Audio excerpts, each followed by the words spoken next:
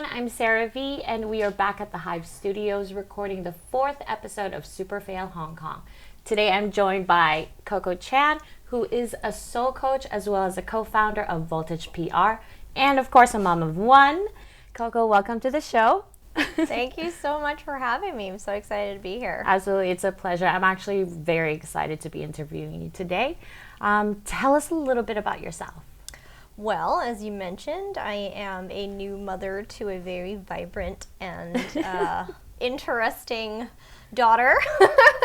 I've been in PR for 16 years now, both in agency and in-house positions. Mm-hmm. And 8 years ago, my husband and I started an agency, Voltage, which you are very familiar with. Very. And through those 8 years, I've come to experience a lot of new revelations about myself, which then shifted me and pivoted me into my main gig now, which is a soul coach. And I'm always looking at it. I'm always inspired by what you post, and I'm sure a lot of other people that follow you feel the same way.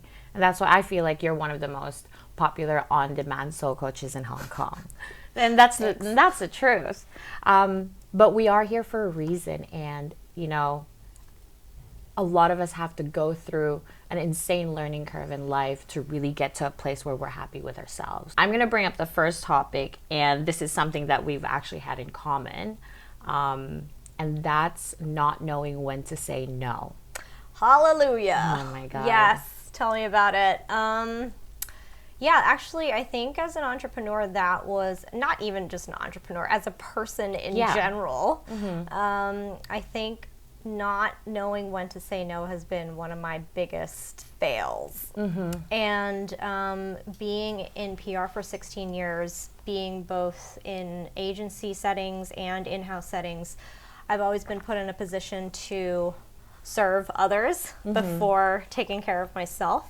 So whether it's keeping a client happy or hitting all those KPIs and sales and whatever for the company or boss, and also keeping the media happy and getting all the deadlines in, putting in extra time to hang out with them, like whatever it was, I was always pouring into everyone else and not myself. And so when my husband and I started Voltage, we had nothing, right? Because we just got laid off with the mobile tech company, and there was a few months where we had no income at all, and we're like, what are we gonna do? So the CEO declared bankruptcy, and then like us and 15 other people were laid off. And so there was a few months where we were really scraping the barrel of our savings, you know, and we're like, what are we gonna do? So that's when I started picking up freelance PR gigs, and then one client turned into 10 clients, and I was like, I can't handle this, you know. I was like, can you help me? And so I taught him how to do it. We did it together, and actually he was the one who asked, why don't we start a business together? Oh, so it was Dan that came up with this idea. Yeah. Well, what do you know? Like, from a failure of a company, you've started your own. That's really great. Absolutely. So let's revisit the difficulties in being able to say no and putting your foot down. Did you have to exercise that often with Dan? Was that something that you both had to learn through the process? And when did you realize, okay, we need to set boundaries now. We need to say no to each other as well. Well, as I mentioned earlier, we started the business with nothing, right? So when any opportunity came, we just said yes to everyone. Right. And that very quickly brought us to a point of mental, emotional, and physical burnout. And so that's really when we sat down, we're like, okay, we need to set some ground rules. We need to set in some boundaries, like not just for the business, but also for our personal life, because we live together. We work together. There was no boundaries, right? And so when we sat down and created kind of like these personal vision statements for our personal life, and then also brand vision statements, it was really easy afterwards when opportunities came and when clients were knocking on our door for us to say, okay, this is an easy yes or a hard no. Okay. And so, walk me through the journey, the process of of knowing when to say no? Like, how do you say no to a client now? A lot of our audiences are in corporate industries or opening their own company, but they don't know how to say no. Yeah. Well, I think it's a lot easier now after so many years of practice. And sure, there still will be moments where your ego kind of steps in and you're like, ooh, but it's a really big brand and they have a lot of money, you know, and you really want to do it. But you just kind of have to reel yourself back in and ask yourself, okay, is what they are looking for what you can provide? And do you have the manpower and the resources to service this client, to do a good job? Because as you know, in PR, everything is reputation, right? You don't want to bite off more than you can chew. And so when there are clients who come knocking on our doors asking for something that we can't service for, we're like, we would love to do this project if we could do maybe this chunk first, and then you can outsource the other chunks to other people. So then we can still at least work with the client, but not on the full retainer, because that's not something we can do right now. If it's someone maybe we don't feel aligned with, there are always nice ways of saying it, right? Okay. You can always say, hey, actually our roster is full right now and we don't have the manpower to service this. And then you can always redirect them to other friends and brands to work with. So when you mentioned that you've had, you know how to clearly say no to clients now, there must be a story of failing your relationship with a previous client. You don't have to tell us who, but tell us a story.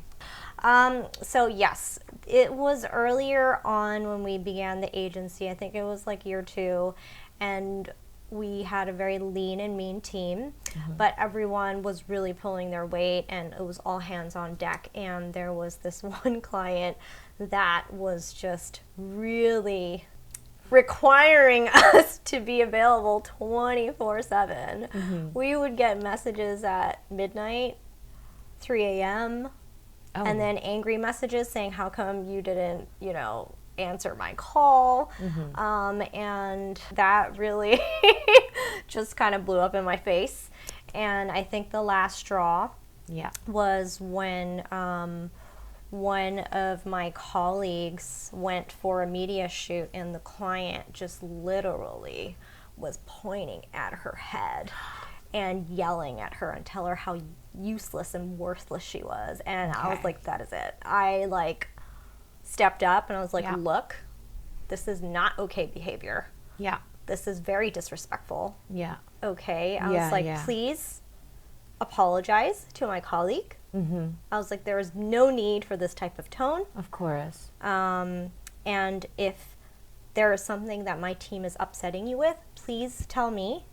I will handle this. I don't need you to like help me school my team in a very unprofessional manner. Well, it sounds like you've already had a fair share of experience on how to, let's say, react to an altercation with a client. Was there any instances, maybe the days that we used to work together, that you didn't handle a client properly? I got fired from an agency that I worked for when I was younger. And it was also because I couldn't say no, but it was saying no in a different way. In my earlier 20s, that's when I really turned to alcohol and partying and stuff, and I couldn't say no to it because I was a PR girl. Right, you couldn't say no to the partying. I couldn't say no to the partying. It was kind of the job description, but then it also just consumed me because it was able to fill in this void that I didn't want to look into. That void just kept getting bigger. Right. And the partying just got deeper and deeper, and it was just like went out of control. Right. And this affected your job. Oh yeah, absolutely. Okay. In what ways? I wasn't showing up to work. I flaked out of stuff, and my boss at the time, such an amazing lady, I learned so much from her, and I felt so bad when she had an intervention with me. That bad, huh? Yeah. And I literally lied to her face. I was like, no, no, no, no, right? I was in major denial. And, you know, really looking back, I want to say sorry to her first. And also, she gave me a chance to redeem myself, and I didn't. And when she did fire me, I felt so terrible because I let her down. Because she was probably one of the nicest employers I have ever worked for. Oh she's like a mama bear. Yeah. She really cares about the team, and I just completely took it for granted and was just like, whatever, I'm gonna just do my own thing. And so even when she let me go, she showed me mercy. And that's not something that I've been shown much over the years. I might start crying. I feel like I'm gonna start crying. I could see you, because that happens when people have to always have a layer of defense, right? Yeah. I have to say, Coco, it's just the start of our recording, but I really want to thank you for being so open and vulnerable, and this is the type of people that we want on this show, because people need to realize that this is a level of vulnerability that wakes people up to mistakes. Absolutely. For them to really learn. Like, it's real stories like this that we need. When you got fired, how did you get through it? Was that the moment you realized, okay, I can't do this again? Yeah, absolutely. I mean, after she showed me such mercy, I was like, oh my gosh, what am I? It was like a really big slap in the face, basically. Yeah. And that's when I woke up and I sobered up, and then I was like, okay, time to look for a new job, get myself together. Right. And then that's when I met you. Yeah, right? Because you have to constantly show up for yourself. And so that was like the peak of my PR career. Right. Everything was work. Yeah. So because that's when we met. So now we're going to talk a little bit about the work that we did together. And I learned a lot. It was new to me, but I learned a lot. What I saw was that you were juggling many hats within that one company. Yeah. And I was seeing burnout, and that's raised the bar for me too, that I couldn't fail. But I want to know what was going through your head. Like, how did you manage everything? I think just kind of rewinding on how I became so focused on everything at that job where we met. Yeah. Was because I was afraid of failing. Okay. Yeah. So, I mean, at a young age, I was dealing with abandonment, and so I was always kind of like scrummaging for any type of compliment, any type of acknowledgement, any type of like, good job, Coco. Right. And so, because I didn't feel worthy enough to give that to myself. And so when I started that job, I was like, all right, I know I'm really good at my job. Yeah. I'm just going to keep going because I'm going to get all this praise and I'm going to feel really good, right? And then it just turned from alcohol to appraisal, which is another addiction, right? Wanting and needing this external validation, right? Nonstop. And so that was my fuel. And then that is also when I reached real burnout. Yeah. Like, for real. And I collapsed twice in the office. I remember that. You were there one time. I was there, and I remember you were rushed to the hospital. Yeah. And when I woke up, the doctor was like, you have chronic anxiety. Oh my God. I was like, what? I know what anxiety is. I was like, what is chronic anxiety? Yeah. And he basically said that, if you don't take care of yourself, then your organs are going to just shut down one by one. That's insane. And you know what? A lot of people right now that are working their jobs, like, they forget about the people often say that you have to have work-life balance, and people still aren't clear about where that line is. But they only visit that idea once they've hit burnout. Like, there must have been signs prior to you hitting burnout. Did you ever go like, I'm going too fast, I need to slow down? Did you hear yourself, and did you ignore it? Why did you ignore it? Because of the validation? Not just that, but I was always... You didn't want to fail. I didn't want to fail. And I also was carrying on to so much responsibility in the business. Like, all the bosses were like looking to me to do all the PR, the marketing, the events, everything. So I was like just juggling just to like survive and come up for air once in a while, Yeah. And so, I was an angry person. it wasn't just validation that you were striving for. Like, it must be so heavy to feel like you cannot fail. I mean, what was going on in your head? Did you think that if you failed, you'd be looked at a certain way? Were you afraid of what people would think? Absolutely. I mean, I think growing up in the family that I did, I was always kind of like the black sheep. I was always the odd duckling. And so I was like, finally, I'm like, you know, making my mark in my career. I'm thriving. And that was like the one thing that was like good in my life. Yeah.